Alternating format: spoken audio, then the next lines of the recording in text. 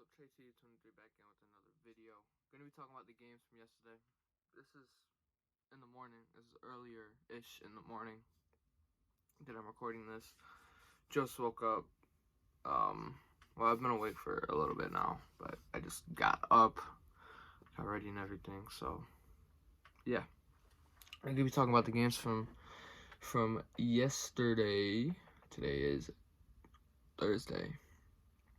So, the first game I'm going to be talking about is the Pacers and the Charlotte Hornets.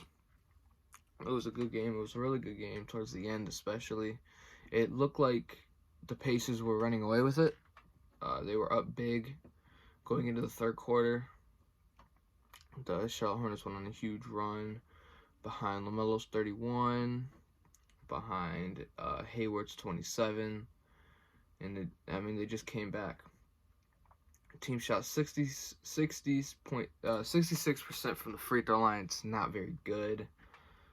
They shot 41% from the three, and let me see if I can find field goal.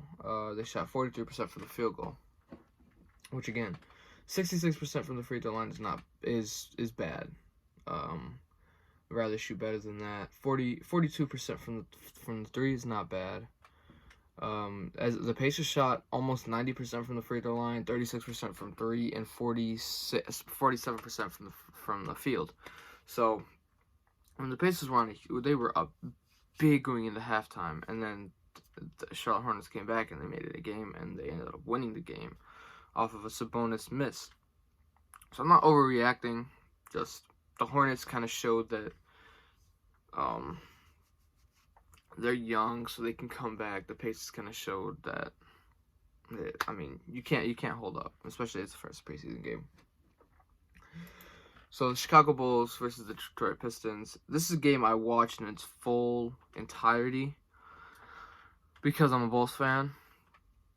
So the thing that was worrying me is we got off to a very slow start. Troy Brown Jr. only played 4 minutes, which I'd rather him play a little bit more than that. Derrick Jones Jr., Tony Bradley didn't play at all. I can't wait till Kobe White comes back. Ayo, I liked what he did last night. He only had 7 points, 1 rebound, 1 assist, 1 steal, or 1 block, but that's what he did. DeRozan had 3 steals. So the Bulls shot 86% from the free throw line, 30% from three, 43% from the field. We shot amazing from the free throw line. The three is kind of where we have to step up from. We have to hit more threes, and down the stretch, we have DeMar DeRozan, we have Vucevic, and we have Zach LaVine. So we have like 2 to 3 veteran-ish. We got 2 veterans and 1 veteran-ish type player, which is our best player, that we can just go to down the stretch and have them slow down the game down. Down the stretch, we were rushing the offensive possession. There was this one possession where I think Alex Cruz would pass it to Lonzo Ball in the corner. He went up with a quick jump shot, and it was stripped. So then after that, we tried slowing it down a little bit. This is like the last 3 minutes of the game. We were rushing it too much. The defense wasn't bad. The Pistons were just hitting tough shots at the beginning of the game, and we were turning the ball over too much. We were not playing how we were playing in the preseason. So, and we need to shoot better. We only shot 30% from the three. We shot 43% from the field. 43% from the field is not bad. But 30% from three, we need to do better than that. The Pistons. Let me look at the Pistons. They shot 21% from three, 76% from. Okay, so they shot terrible from three. They shot 76% from the free throw line. Yeah, and they shot 40% from the field. Which again, they shot worse than us from everything. But we just turned the ball over way too much at the beginning of the game. We have, I think the same. We have 1 more turnover than them. We won by 6. But we turned the ball over a lot. That was something we were good at during the preseason. We weren't turning the ball over. And then all of a sudden, regular season starts, turn the ball over.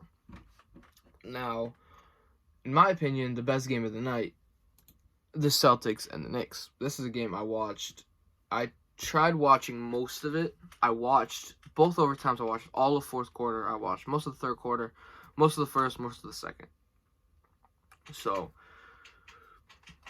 I'm gonna kind of break it down a little bit, tell you what I thought, tell you blah blah blah. The thing I didn't like, I like Grant Williams. I didn't like him playing most of the minutes. He played 30 minutes.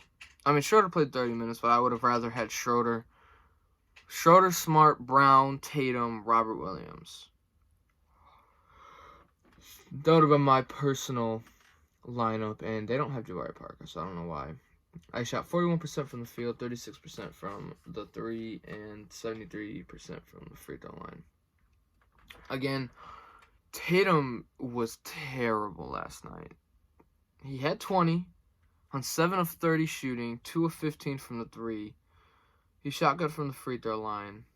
He was getting boards, but he was hogging the ball towards the end of the game, even though Jaylen Brown was having the best night of his career. Jaylen Brown had 46 points, so he had 10 boards. No, he had 9 boards, 6 assists, 3 steals. So I would have rather had Jaylen, like, towards the end of the first overtime, I think it was, to hit the game winner. Jason Tatum airballed. Give it to Jaylen Brown. Give it to the second best player. Give it to the one that has 46 points, bro. But I like Jason Tatum, so I think he's gonna bounce back from that. The Knicks. Down the stretch they played terrible, but about 50% from the field, 38% from the 3, and 70% from the free throw line. Now, wow, okay. Derrick Rose hit a clutch shot. He was struggling a little bit, but he hit the clutch shot to put him up 4. That pretty much put the game away. Down the stretch, the Knicks were terrible. Down the last, I'd say, 2 minutes of the fourth quarter, they were up like, I don't even know. They were up like 12. And they hit a 3. Free throws, hit another 3. Free throws, hit another 3. Free throws, hit another 3. It keeps going like that. And then they hit free throws to make it a 3-point game. Evan Fournier doesn't know what the hell he's doing. They pass it to Marcus Smart, and it's a bucket. He hits the 3 to tie the game to send it to overtime at the buzzer. And then the start of overtime, it was like, I think 7 for 7 from 3 going each way. It was Knicks hitting a 3, Celtics, Knicks, Celtics, Knicks, Celtics, Knicks, and then everything went there. And then Tatum airball, but Julius Randle showed that it was not a fluke last year. 35 points, 8 and 9. Mitchell Robinson had 17 boards. He had 11 points. Fournier had 32. He took over in overtime. Kemba only had 10 points, but, I mean, it was his first game in the Garden, so it don't matter. RJ Barrett played good. He had about 19. Rose had 9. Obi Toppin is turning into a beast. He's just raw athleticism, bro. That's literally what he is. He can just fly down that court. So yeah, I mean, it was a really, really good game. Both teams can really work on their threes. If I'm not mistaken, they both didn't shoot very good. Yeah, they both shot under 40% from 3. They could both work on that. The Knicks need to work on their free throws. And so do the Celtics. They both got to work on their threes. But, yeah, that would be my lineup going down the stretch. Is Schroeder, Smart, Brown, Tatum, Robert Williams. Because I don't like Grant Williams playing minutes down the stretch. He played good. He shot 66% from the field, 60% from 3. But I just don't like that. I'd rather go more undersized than actually have size, especially with I mean, they don't even really have size anyways, because Tatum's 6'8", he's taller than Grant Williams. Jaylen Brown's like 6'7", he's taller than Grant Williams, and Grant Williams is playing the 4. Robert Williams is like 6'9", 6'10", so they're already undersized there, and I'd rather have Tatum and Brown guard the 3-4, while Robert Williams guards the 5, and then Smart Schroeder guard the 1 and 2. That's so much better than the other one. But anyways, On to the next game. I didn't really watch the. I tried watching the Wizards and Raptors. It was kind of a blowout, so I switched to the Grizzlies Cavs for a lot of it. Ja Morant is going to be an all-star this year. That's literally all I got to say. I didn't watch the entire Cavs Grizzlies, but I'm gonna give you guys. I'm gonna go through their percentages from the field, 3, free throw line, and what I saw when I was watching. They're 37% from 3, 72% from the free throw line, and 50% from the field. Got to work on those threes. Got to work on those free throws for the Cavs. I don't like Jared Allen, Evan Mobley, and Lauri Markkanen starting because, I mean, those are all 7-footers, but Markkanen is not a 3. He had 10 points. Lauri Markkanen is not a 3. Not a small forward. He can't keep up with the Jaylen Browns, the Jason Tatums, the Kawhi Leonards, the Paul Georges. There's no way he's holding up. So that's an L for me. Darius Garland, Colin Sexton both did their thing. Darius Garland had 12 assists. That's Darius Garland. If Colin Sexton gets traded, it's gonna be Darius Garland's and Evan Mobley's team pretty much. Jared Allen is right now, I'd say probably one of their best players. I'd say Sexton right at this moment is their best scorer. Darius Garland might be their best player. Jared Allen's their best defensive player. Evan Mobley is their future. Isaac Okoro is also part of the future. So they got a nice young team. Besides Kevin Love, Ricky Rubio, they got a nice young team, and I enjoy it. I enjoy this team.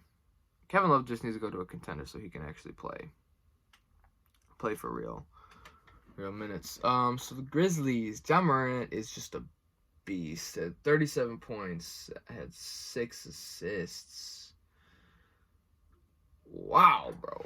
Even though 13 points for Jaren Jackson Jr. DeAnthony Melton had 20. Desmond Bane had 22. Kyle Anderson off the bench at 10.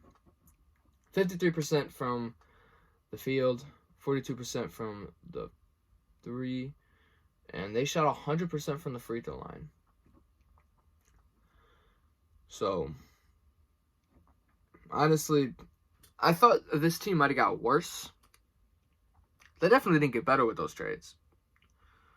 But if Ja Morant can put up 26 and 10 a night, then I think this team will make the play-in again and maybe even upset someone again like they did last year. They upset the Warriors. The Warriors were supposed to go to the playoffs, but the Grizzlies did.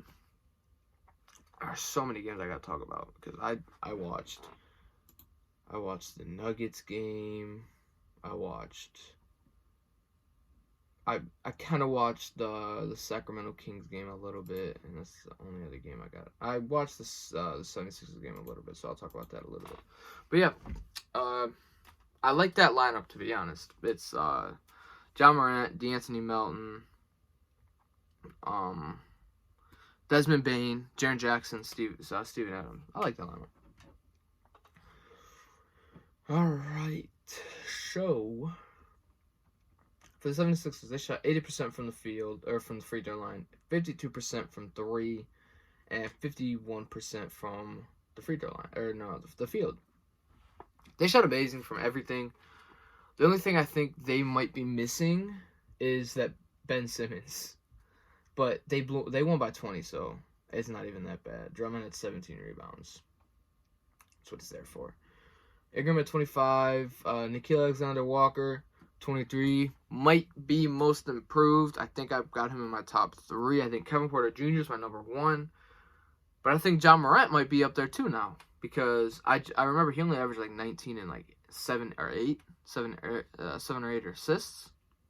I can go up to 10. I think his points can go up to 26, and he could be an MVP conversation. With those numbers, he could be an MVP conversation. But I think he's gonna be a first-time All-Star this year. Be hard not to have him there because he's pretty much a gotten better every year. All right, so The Pelicans shot about 42% from the field, 43% from 3, and 66% from the free throw line. So get better on just making shots for the Pelicans. Better free throws, a little bit better from the 3, and better from the field. I didn't really watch this game 100%, so I'm not really going to say nothing about it. But, yeah. I saw Najee Marshall lock up Tobias Harris multiple times on different possessions. So, those are some pretty good minutes. And again, towards the end of the night, I wasn't really, like, I watched the Nuggets and Suns game. I watched the Trailblazers and Sacramento Kings game, but not to its entirety.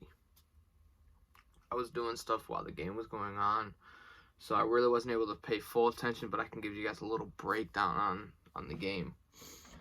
But I do know one thing, even though they blew out the Suns, the Nuggets are going to miss Jamal Murray for a majority of the year. He's just a defender, a facilitator, a scorer. They got Michael Porter Jr. to get a lot of the shots, to get a lot of the points. But they are going to miss Jamal Murray. So I think they're like a playoff contender / title contender without Jamal Murray. When they have Jamal Murray, they will be a title contender. That's the thing about the Denver Nuggets. But the Denver Nuggets, 55% from the free throw line, got to get that up. 43% from the 3, can get that up better a little bit. 53% from the field. It was a close game up until like late in the fourth quarter, so I'm not even tripping about it. The Phoenix Suns, 41% from the field, got to get that better. 38% from the 3, got to get that better. 70% from the free throw line, got to get that better. Chris Paul did his thing though. Chris Paul did his thing, got his double-double, 15 points, 10 assists. Devin Booker only had 12 points, which was kind of bad. DeAndre Ayton had 15. Yeah, I mean, the Suns just did not play very good. 4 of 10 for Cam Johnson, 3 of 9 for Cameron Payne, 3 of 15 for Devin Booker, 7 of 16 for Mikal Bridges. Is not very good all in all. But yeah. If De'Aaron Fox can stay healthy, the Sacramento Kings can be a play-in team. That's as crazy as it sounds. As long as he stays healthy, they can be a play-in team. 27 points, 8 assists. Just a beast. It's crazy. Marvin Bagley's not in the rotation no more. Crazy as it sounds, he's not in there. Davion Mitchell gave them some good defensive possessions. Halliburton only had 2 points. He did not shoot very good. Rashawn Holmes at 21. Harrison Barnes at 36. I didn't even notice that. Oh my gosh. But yeah. The Sacramento Kings, they shot 45% from the field, 41% from the 3, about 79% from the free throw line. Got to get all that up a little bit. Definitely got to get all that up a little bit. Damian Lillard had a terrible game. Just couldn't hit anything. Didn't hit a 3. Didn't play very.